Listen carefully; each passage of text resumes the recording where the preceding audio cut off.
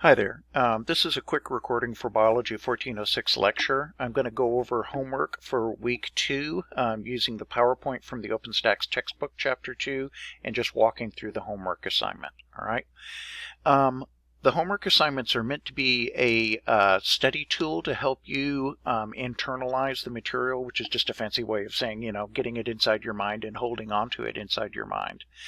And if you draw and write this material yourself rather than cutting and pasting and copying, which you might be inclined to do to save time, what's going to happen is the act of creating that written short description and preferably that image with labels attached to it is that you'll be able to remember it because you made it yourself. Maybe not perfectly remember it, but certainly remember it and draw upon it. And particularly if it's an image. We're much better at pulling pictures up out of our memory than blocks of text, as a rule.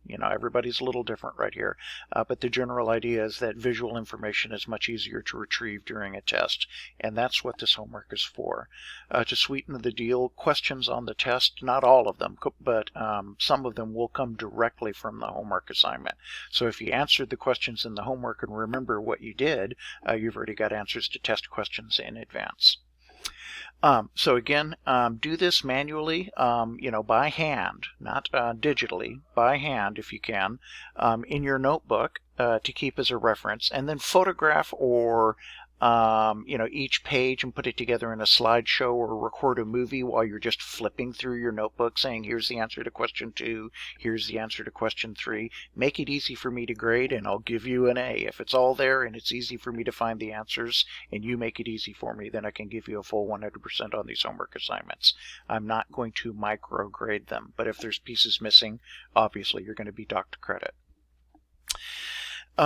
So you've got some instructions on uploading. So let's go ahead and look at the material just to make this quick. So we're going to start with basic chemistry. You need to know the 4 elements that make up the bulk of you, all right? And that's true for all living organisms. So that's covered very quickly in the textbook. If you're using the Campbell textbook, it's in there. I am referring always to the OpenStax textbook, and it's certainly in there as well. So find those 4 elements. All life is made primarily of those same 4 elements. And then also, as examples of the salts, the ions that you need that are incredibly important to you. Y'all all know about sodium. You need sodium in your diet. Well, magnesium and chloride are 2 other ones. And for the record, magnesium is a positively charged ion with a 2+ charge, and chloride is a negatively charged ion with a -1 charge. All right. So what I want you to do is to label those atoms. So, if we take a look at an example of an atom right here, draw and label them, here's an example of an atom illustrated in the way that we want this atom to look like. All right. So when I say draw an atom, it doesn't have to be super tidy like this, but get this information in it. The particles in the nucleus. We're never going to go to the really huge atoms, so this won't be too tiring to draw. And then the various electron shells and the number of electrons in each one of those. Sorry, this is not an electron shell. It's an imaginary boundary between the nucleus and the rest of the atom. There's nothing here. This circle represents nothing. Anyway, that's the image we're talking about. All right. Let's see. Go back to my Word document. All right. And so you're going to draw each of those atoms and then label its most common isotope, and that's available in the text material or by just going online to Wikipedia and looking up that element. All right. And you only have to do this for 6 elements, so it's not much. The most common isotope, another isotope. What do we mean by an isotope? Well, if we look at a nucleus of an atom, normally there's the same number of neutrons as protons, particularly for small atoms. But if you have an imbalance in here, if you have 1 less neutron or 1 more neutron than you've got of protons, typically that's going to be one of the isotopes. And an atom becomes unstable when the ratio of neutrons to protons becomes so different from each other. There are a whole bunch of reasons in physics why that atom becomes unstable, and it's going to jettison parts of the nucleus until it arrives at a stable configuration which is balanced. the neutrons and protons are at a stable ratio to each other, typically something close to 1 to 1, however many neutrons, protons. That's what an isotope is, and an unstable isotope is a radioactive one, where the difference between the counts of these is so high that something must go, and indeed they do eject particles, and that's what a radioactive atom is. All right. So in this assignment, I'm asking you to identify some ions, some isotopes, and that's what I mean right there. And then also is an ion. And an ion is simply any atom where the number of protons is not equal to the number of electrons. And that has to do with the valence shell. Oftentimes when the valence shell is very close to full or very close to empty, let's look at a more complicated atom. Something like this right here. Something like these guys right here, you have the opportunity to lose or gain electrons in this valence shell. And when you do that, like for instance right here, we've got 7 electrons in the outer shell right here. This atom has a strong tendency to pick up another electron from somewhere, and when it does so, it gets a -1 charge because it's gotten an extra electron to fill this outer shell right here. So that's what we mean by an ion. All right. In this particular question right here. So draw that. All right. For its standard form, for the 6 atoms again, draw it with its valence shells. Whoops. And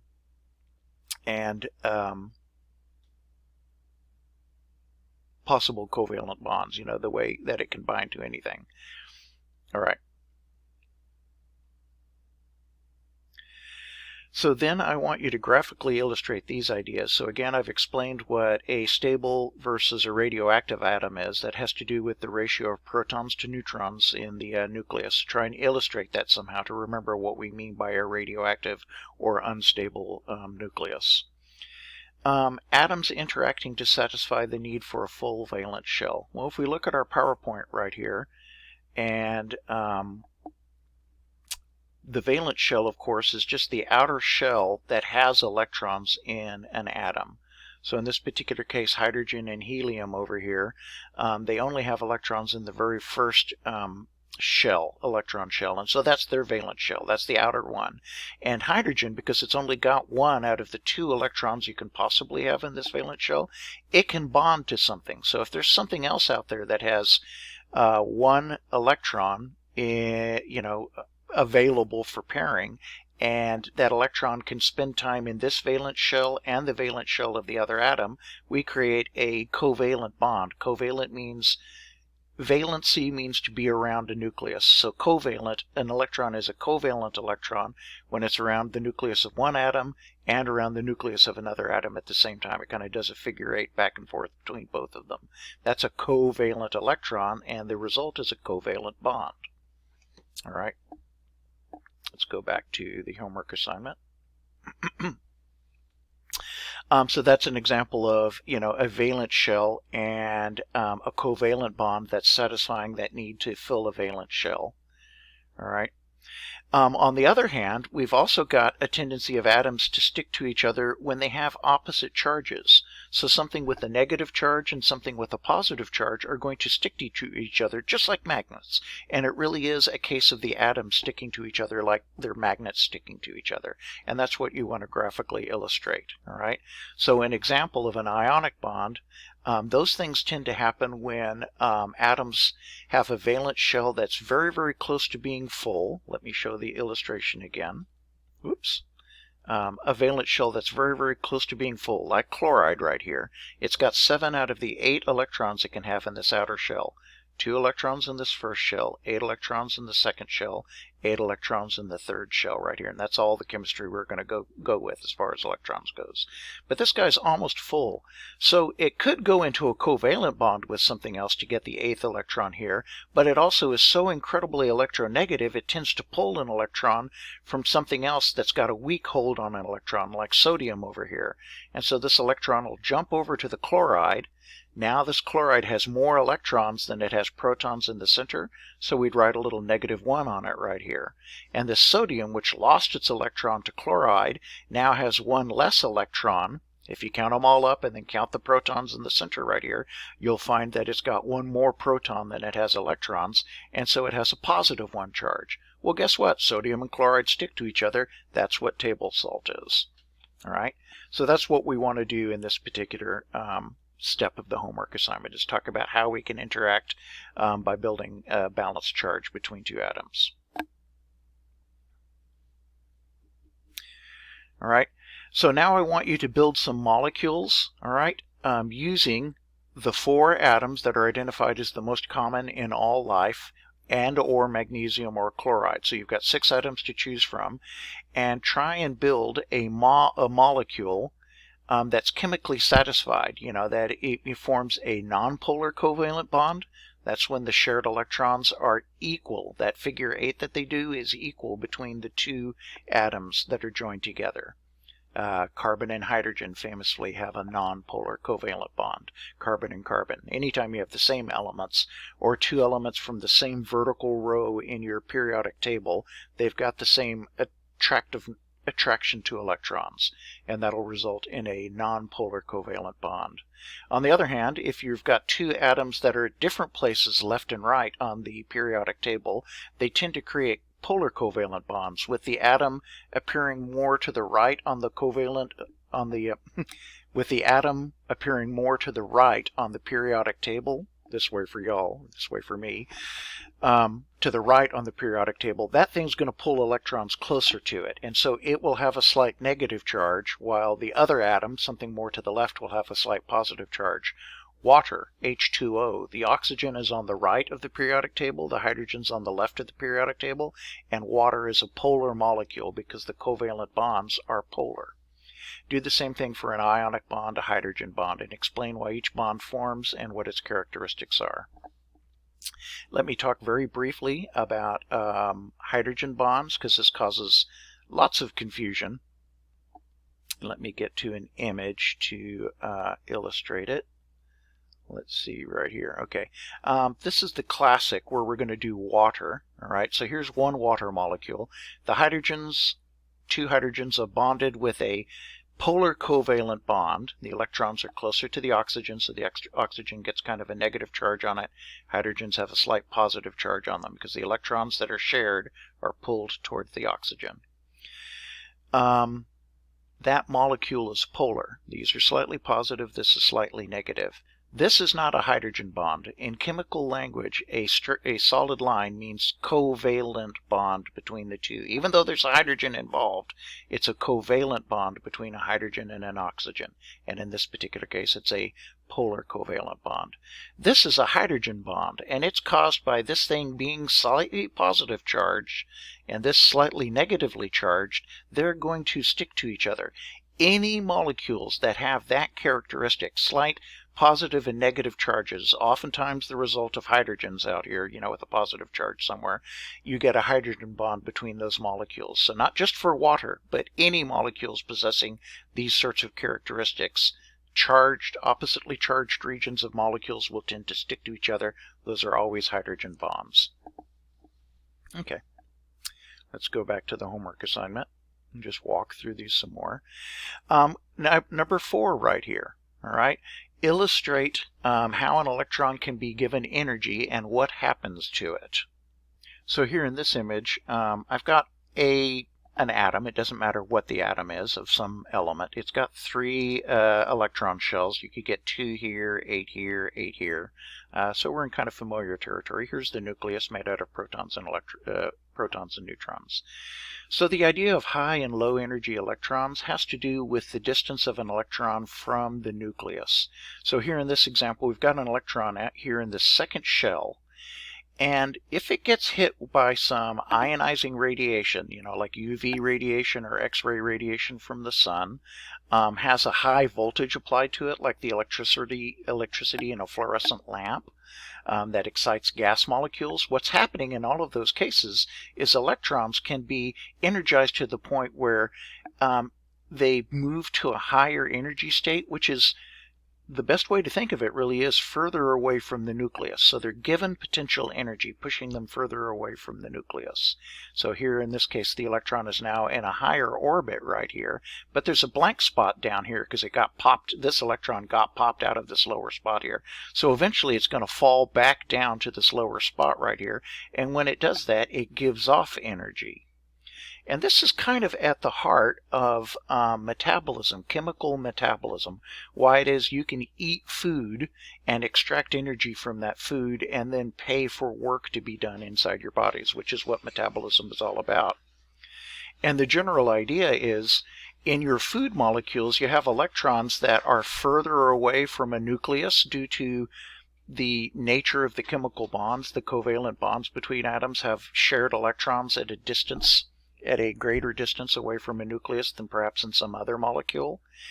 And in the chemical reactions of cellular respiration, for instance, and you don't need to memorize this yet, but just as an example, what happens is those electrons that are in bonds in sugar, where the electrons are kind of far away from the nucleus of an atom, are stripped from those atoms and allowed to join, fill a hole in an electron spot on another atom like carbon or oxygen and water, carbon and CO2, or oxygen, the oxygen in water is the example I'm thinking of, for instance, or carbon and CO2, or the oxygen and CO2, sorry.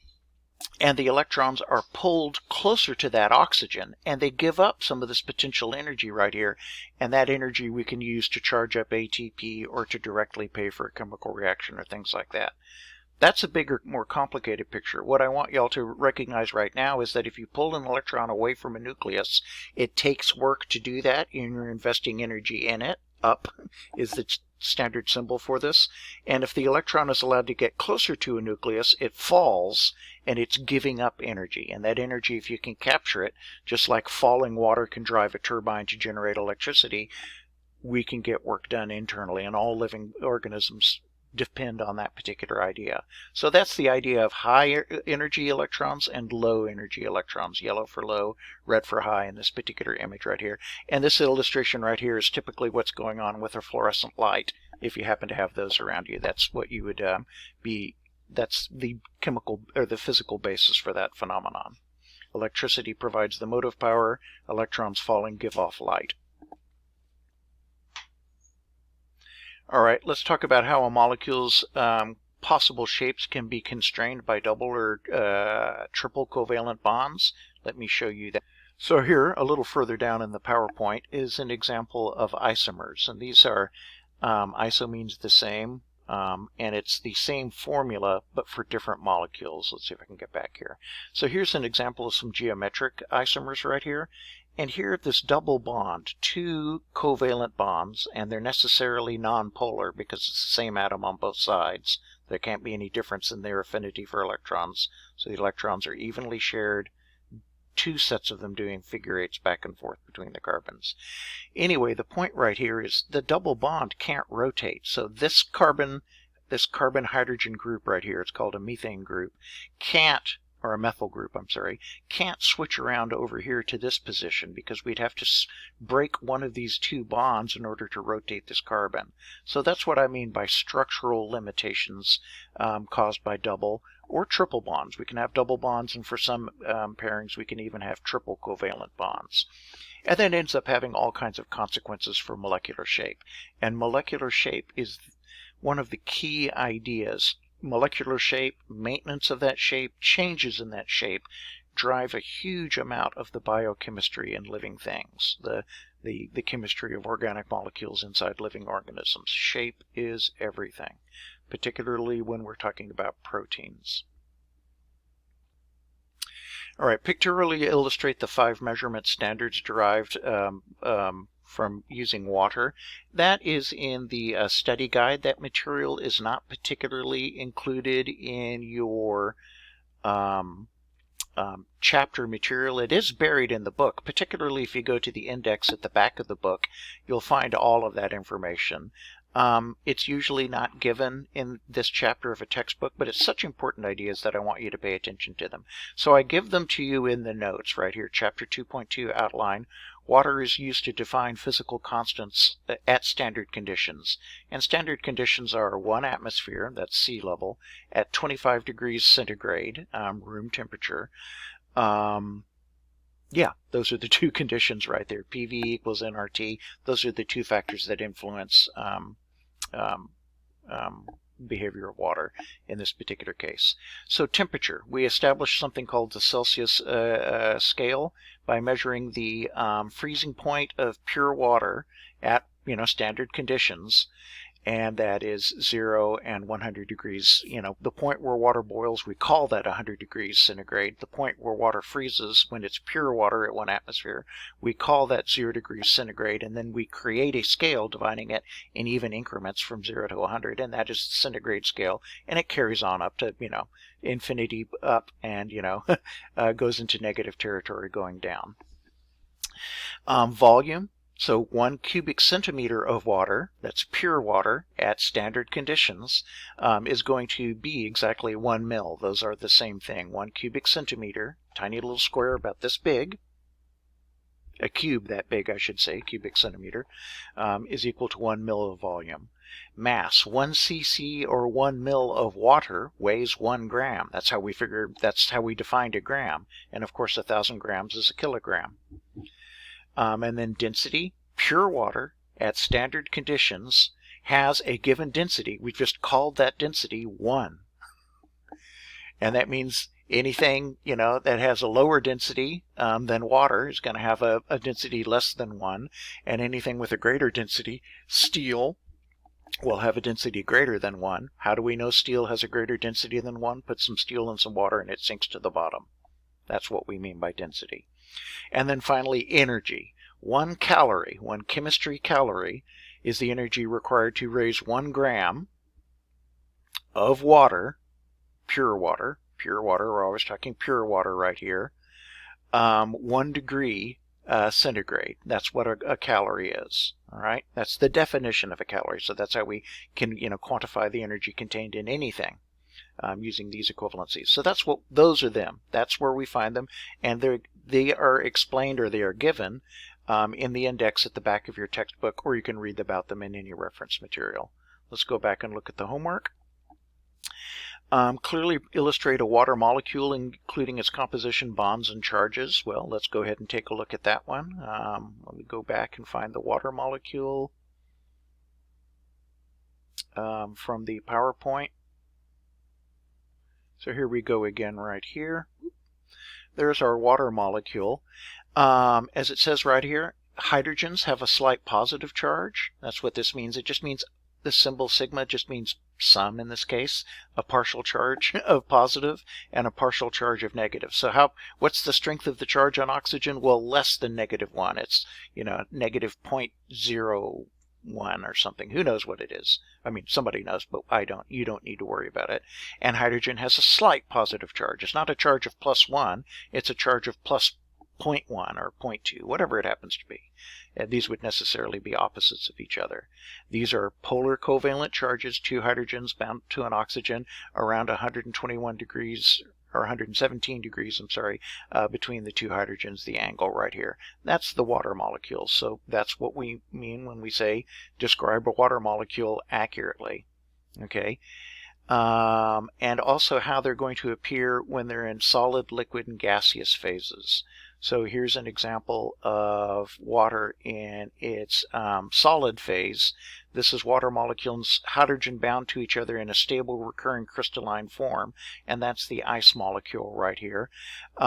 When they're in liquid form, these hydrogen bonds are breaking and remaking, and so the water molecules can move around amongst each other, but they're all partially stuck to each other. That's water with its cohesive properties.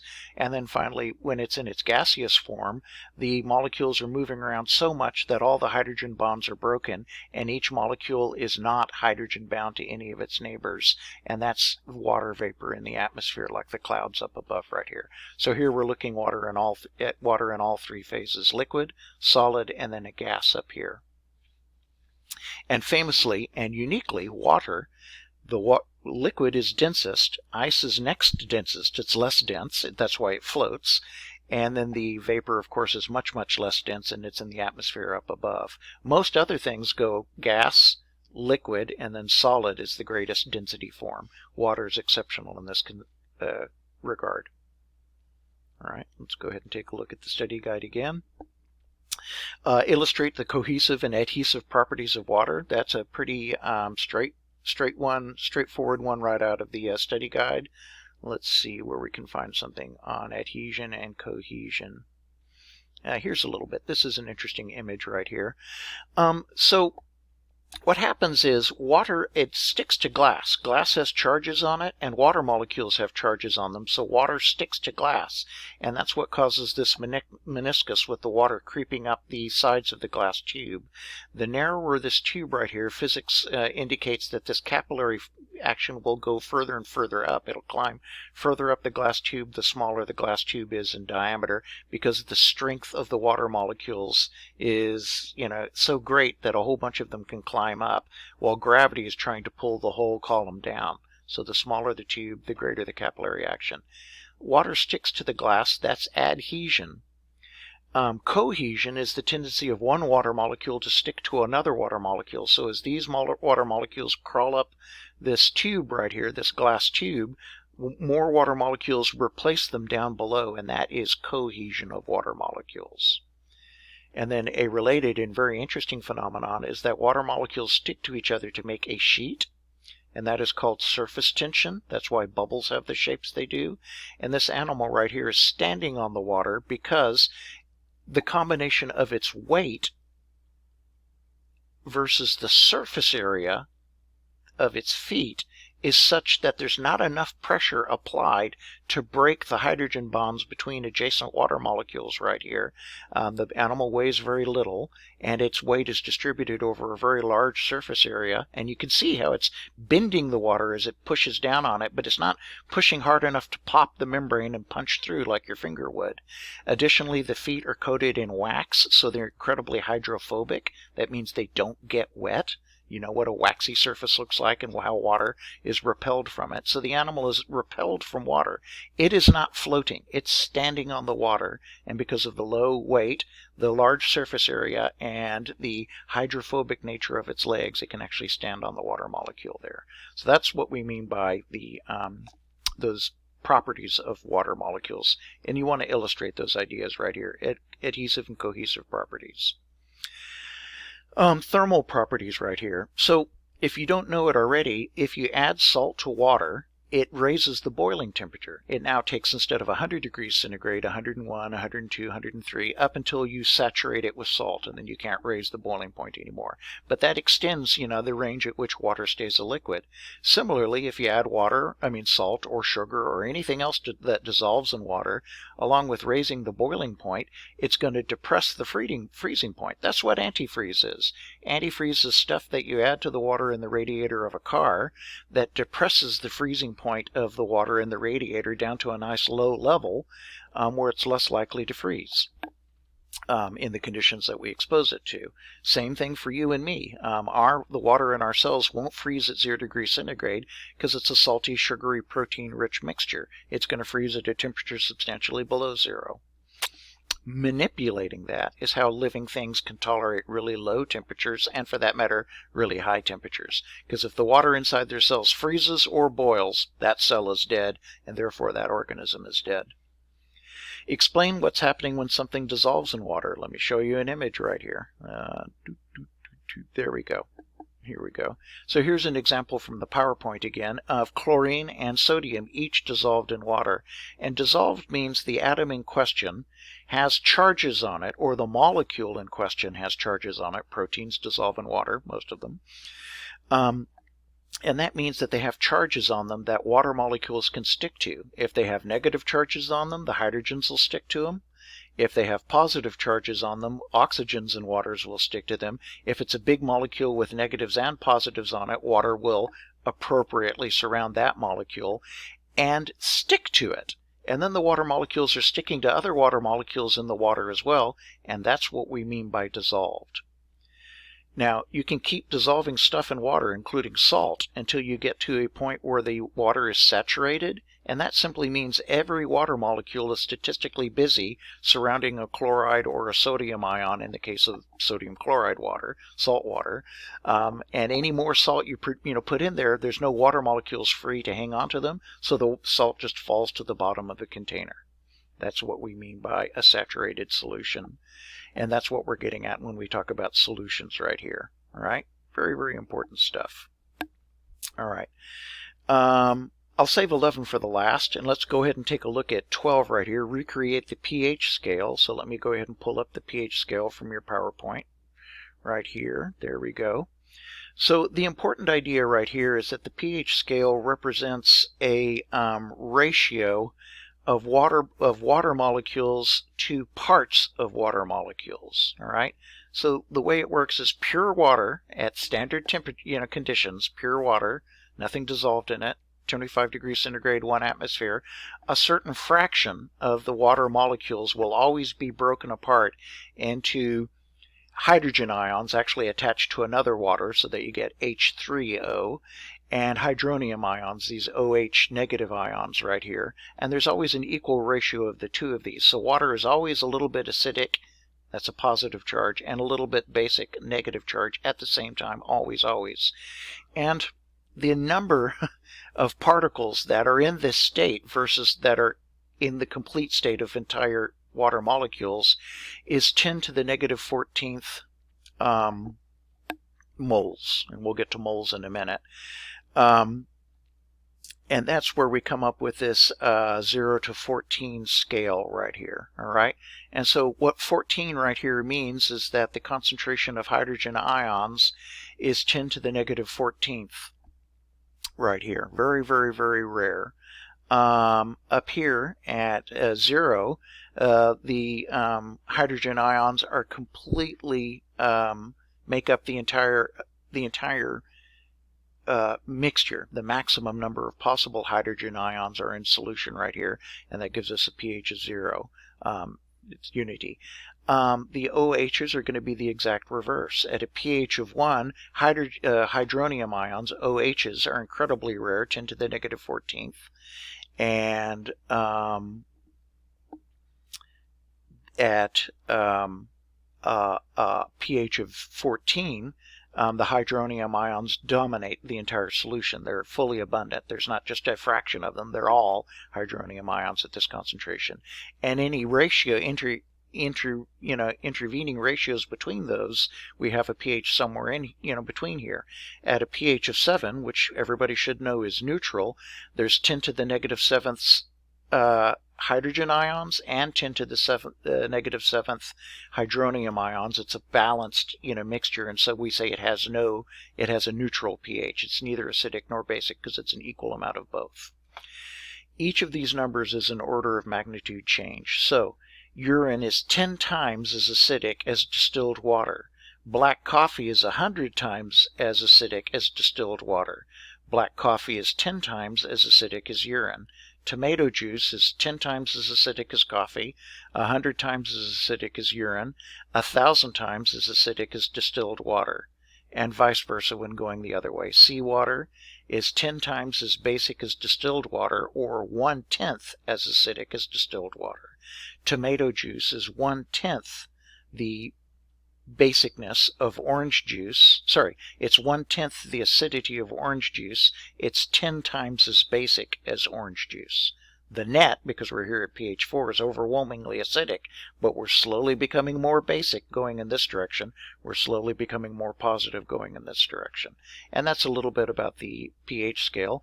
Make sure that you can talk about that and visualize that idea and answer some questions about just what we've talked about. No more than that when talking about pH. All right. Now finally we're going to talk about these percentage solutions. So you can look up this site and go straight to this location. I just looked it up by going to YouTube and typing in percent solutions and pick this as a reference for y'all to look at. So there's 3 different types of concentrations of chemical solutions that we're going to work with in our laboratory, and you do need to be able to talk about them. So there's going to be some questions about this material on test number 1. All right, so percent solutions come in two varieties. There's the dry one by mass and the wet one by volume. So if you're, putting powder into liquid, you're doing percent by mass. If you're doing liquid into liquid, you're doing percent by volume. So for instance, dissolving salt crystals into liquid would be a percent mass thing. Dissolving some alcohol into water would be a percent volume question. Okay? And in both cases, what you're doing is measuring the solute. That's the stuff that is dissolving in the solvent. All right? And you're measuring that, and then the total solution. So the solution is solute plus solvent. So dissolving salt into water, the solution is the mixture of salt and water. All right? And so traditionally, we always think of this as being the percentage is, what fraction of the total is solute. So say, all right, so once again, so the solution is the final mass of material that you've got. So in action, say I wanted to make 100 mils of 25% sodium chloride solution. What I would do is take a container and add 25 grams of sodium chloride to that dry container, like a beaker on a scale. And then I would add water until I had 100 grams of salt and water. So the solution, the mixture of water and salt, weighed 100 grams. If I started with 25 grams of sodium chloride and then added water until I had 100 grams of solution, it would be a 25% solution. And, 25 divided into 100 is 0.25, so if I multiply by 100, that gives me 25, and I put a percent sign after it, okay? Same, excuse me, same idea with a volume, except we're just doing liquid here. So let's say I'm going to make 100 mils of 25% alcohol solution. I've got pure ethyl alcohol. I pour 25 milliliters of that pure ethyl alcohol into a beaker, and then I add water, pure distilled water, until I have 100 milliliters of solution. 25 divided into 100 is 0.25 times 100 is 25% volume in that case. All right, and so then here we've got some examples. You can go back to this web page, chemistrytutorials.com, on solutions, and walk through these examples right here. The last one we want to talk about is molarity, which is more difficult for students conceptually, but also extremely useful in chemistry and desirable that you know. And so there will be a test question or two on this subject. So a mole is a kind of an interesting thing, but a mole of a substance is the number of atoms or molecules of that substance that will equal what's called its gram formula weight. All right.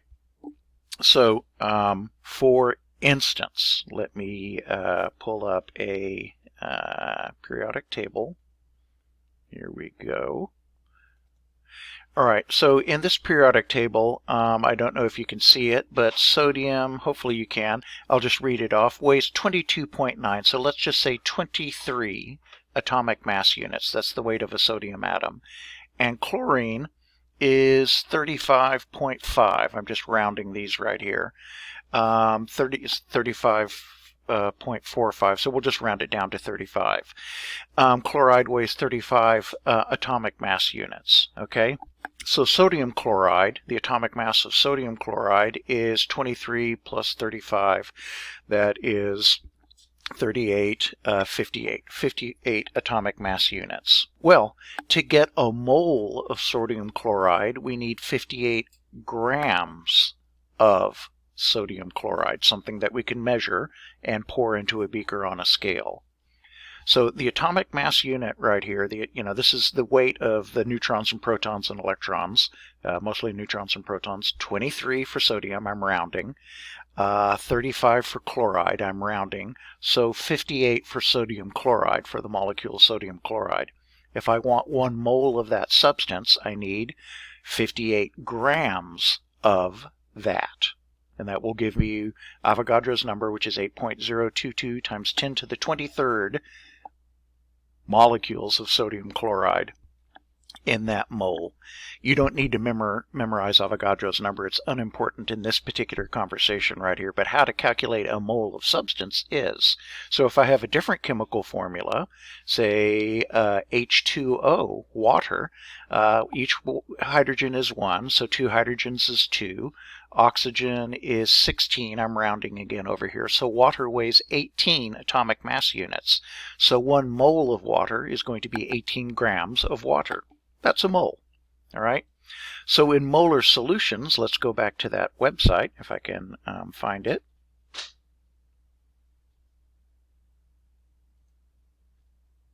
Here we go. In molar solutions, it's the moles of solute divided into a volume of solution. So for instance, to make a 1 molar sodium chloride mixture that I just described, the standard way of doing that is to take 1 mole of salt and then dissolve that into water and adding water slowly until I get a liter of solution. So 58 grams, I think I said 28 earlier, I'm sorry, 58 grams of sodium chloride, put that in a beaker, then add water while stirring until the volume is a liter. And now I've got a solution, right? That was water plus salt. I've got 1 liter of that stuff, and that would be a 1 molar solution of sodium chloride, a 1 molar salt solution. If I wanted a half molar solution, I would take not 58, but half of 58, so that's 25 plus 4, 29 grams of sodium chloride, and dissolve that into a liter of water. Now, obviously, maybe I don't have so much salt, I don't need a whole liter of this stuff. I still need a 1 molar solution, but I want to make a smaller amount. Well, do the math. So I say I just wanted a little bit of that 1 molar sodium chloride solution. Well, I could take not 58 grams, but 5.8 grams, a tenth of that, and dissolve it into 100 mils, not 1,000 mils, which is what a liter is, but 100 mils, a tenth of a liter, of solution, and that would still be a 1 molar solution, but I would have just made a smaller volume. So you see how that works. Not so complicated. Don't make it complicated. Figure out what the molar weight of the stuff is that you want to dissolve in. It's typically going to be water in our class. And then remember the rule, 1 mole of stuff dissolved into a liter of solution is a 1 molar solution. So if I need a 0.25 molar or a 0.75 or 0.38 or whatever, that's just a little bit of arithmetic. It's just arithmetic, no complicated math, just arithmetic, multiplying or, dividing. Okay? And that's what you want to illustrate on the homework assignment, if I can get back to it. Here we go. Dry percent concentration, wet percent concentration, and molar concentration of a solution. And work particularly, think about the sodium chloride example, or think about glucose. Glucose is a sugar. It is C6H12O6. So what does 1 gram, what does 1 mole of glucose weigh? Well, 6 carbons, plus 12 hydrogens, plus 6 oxygens, add the weights of them all together. That many grams of glucose is 1 mole of glucose. Dissolve all of that into 1 liter of solution. That includes the sugar and the water adding up to a liter. And you've got a 1 molar glucose solution. Same idea. So remember that in all of these cases, you're looking at the ratio of solute dissolved into the total mixture.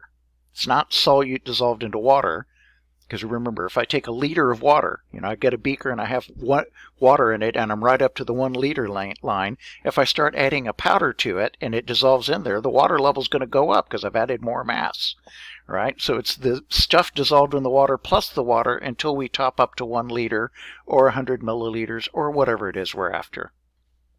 All right, that's it. That's the long tutorial on how to do the homework.